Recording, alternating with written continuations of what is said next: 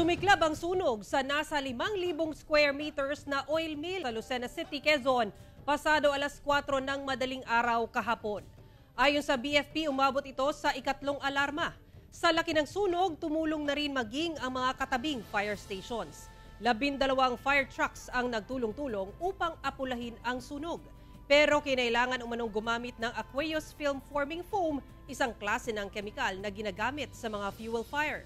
9:54 na ng umaga kahapon nang ideklara ang fire out. Patuloy pa rin ang investigasyon ng BFP upang malaman ang sanhi at kung saan nagsimula ang sunog. Ayon sa BFP, walang nasaktan o nasawi sa insidente. Sa inisyal na investigasyon, tinatayang aabot sa 25 million pesos ang halaga ng danyo sa sunog. Sinusubukan pa ng GMA Regional TV Balitang Southern Tagalog na makuhanan ng pahayag ang pamunuan ng oil mill. Kasi kung ganun mga nasusunog po na bagay, especially yung mga kopras, ay hindi basta-basta napapatay po yan ng tubig itself. Kailangan po magkaroon ng ihalo natin yung ating AFFF na chemical